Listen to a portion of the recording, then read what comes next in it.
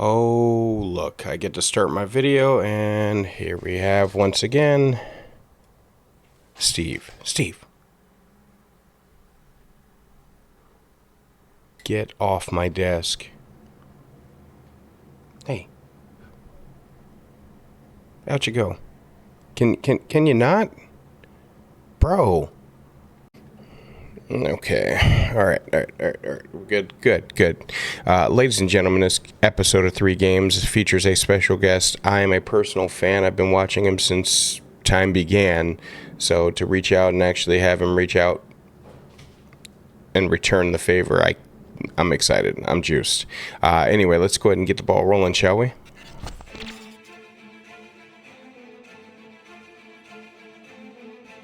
Yeah, I like that.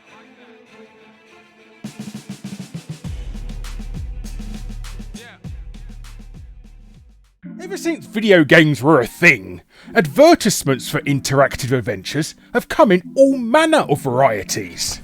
In the 90s, adverts were shown to display the edgy extreme side of things, while in the later years, we were introduced to engines, graphical capabilities, and cinematics that won't look out of place in an IMAX theatre. However, what happens when everything seen in the adverts or interviews are not exactly as promised? In this episode of 3 Games, we are covering these androgynous adverts, these pretensive promises, and these laughable lies. As I say. But, hello you. I'm Guru Larry, and this is 3 Games Promised versus What We Got.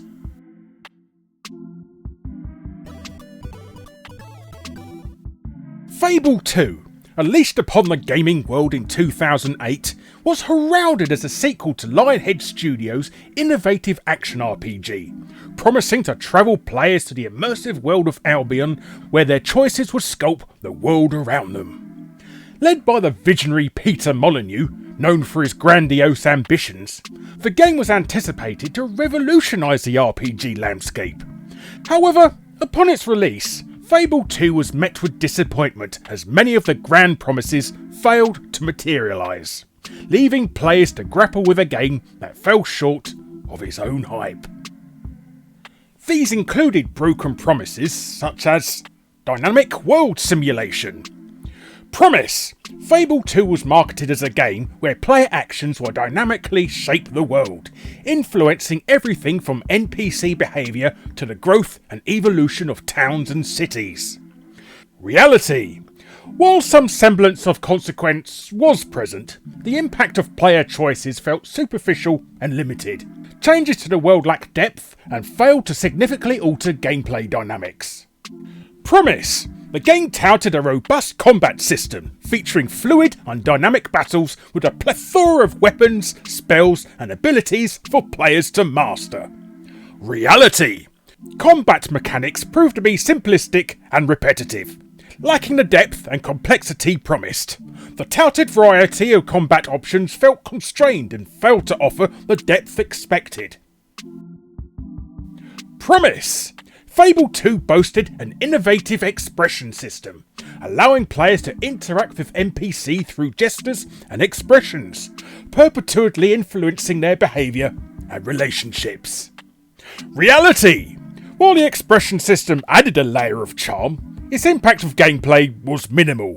Interactions were often reduced to binary choices with little lasting consequence, failing to deliver on the promised depth of NPC interaction. Promise! The game hinted at a narrative that would dynamically respond to player decisions, offering multiple branching paths and endings. Reality! Despite promises of reactive narrative, the storyline felt linear and lacked meaningful divergence based on player choices. Endings were largely predetermined, diminishing the sense of agency promised to players. Promise! Fable 2 suggested a deep character progression system, allowing players to customise their hero's appearance, abilities, and alignment with unprecedented depth. Reality! Character development, while present, felt shallow and limited. customization options were comparatively sparse, and the impact of player choices on character development felt inconsequential, failing to deliver the promised depth of customization and alignment influence. In retrospect, Peter Molyneux has acknowledged the disparity between the ambitious promises made during Fable 2's development and the realities of its execution. He has cited various challenges inherent to the game's development, including time constraints, technical limitations, and the difficulty of realising lofty design aspirations as contributing factors to the game's failure to fully deliver on its promises. Special shout out to Larry for getting us started here. I really do appreciate that. And if you do have a minute, make sure you go and give him a subscription. You won't regret it. The man is filled with video game knowledge. Part of the inspiration behind what I do.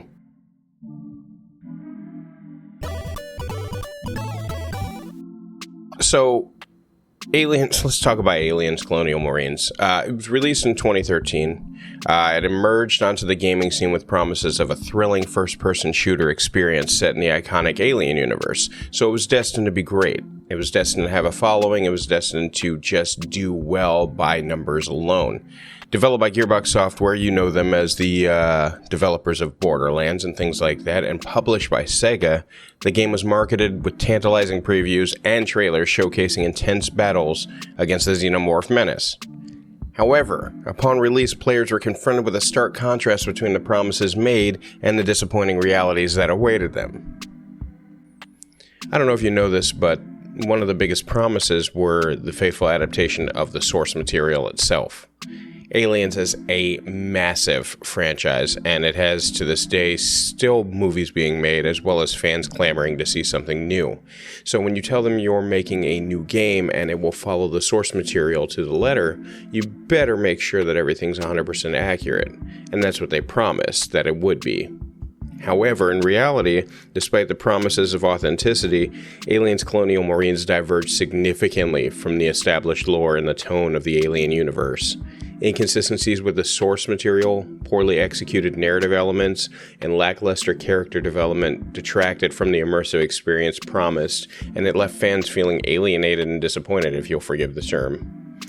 If you go to the avp.fandom.com, they actually have a list, and I'll supply it down in the comments, of a series of just goofs and mishaps and continuity errors that simply just detach this from the actual lore of the Aliens universe. One of the items that were on the docket when it came to making this game happen and staying true to the franchise was making sure the aliens kept that territorial hunter behavior. In order to do this, they, and by they I mean Gearbox, boasted advanced enemy AI and dynamic encounters, with Xenomorph intelligently adapting to the player's tactics and creating tense, unpredictable gameplay moments. They promised the idea that these would be advanced enemies that would learn and follow you and stay unpredictable at every step of the way. Now, this was the promise. However, what we got was obscenely worse. In practice, enemy AIs exhibited glaring deficiencies, with xenomorphs often behaving erratically and failing to provide a credible threat. Dynamic encounters felt scripted and lacked the spontaneity promised, leading to a repetitive and uninspired gameplay experience. The videos sell themselves at this point. So something very interesting about the graphical power of Aliens Colonial Marines. It was already promised based on the teasers to have stunning graphics and immersive atmosphere, faithfully recreating a lot of the set pieces that we know and love today. It wasn't so much the design itself, but upon release, players were dismayed by the subpar graphics and lackluster atmosphere that failed to capture the tension and dread of the film franchise. And it was not because of lack of trying. Instead, it was a lot of the times the graphics were accelerated and powered up by higher-end computers that were less obtainable by the general public in order to make the demos look better for E3 and things of that sort. And so what ends up happening is a lot of consumers will see how good a game looks, and Watch Dogs had done this as well. When it first came out, a lot of people see how good the game looks, and once they finally get it on their console of choice, they realize that it's not, in fact, anywhere near that. We're going to step down even lower, and I will tell you that a lot of the graphics were swapped out entirely for low-resolution graphics, which showed. It was quite evident. A lot of layers and textures and things like that took a serious nosedive after the fact, and when consumers purchased the game, they quite literally got the lowest resolution version. It was almost as if they had set the graphics to lowest possible just to get the game rolling, on board, and good to go. In the aftermath of its release, Aliens Colonial Marines became emblematic of the disparity between the promises made during its marketing campaign and the realities of its execution. Gearbox Software faced widespread criticism and backlash from both fans and critics alike, with many citing the game's failure to live up to its own hype as a significant factor of its underwhelming reception. Despite its flaws, Aliens Colonial Marines serves as a cautionary tale of the dangers of overpromising and underdelivering in the gaming industry. Its legacy endures as a reminder of the importance of managing player expectations and maintaining transparency in game development, lest developers risk alienating their audience and tarnishing their reputation, of course.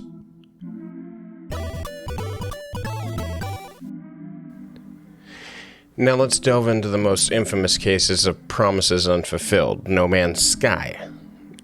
This title soared onto the scene in 2016, promising players an unparalleled universe of exploration and discovery.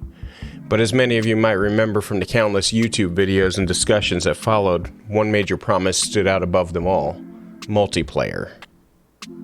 This one is going to actually just be one major example.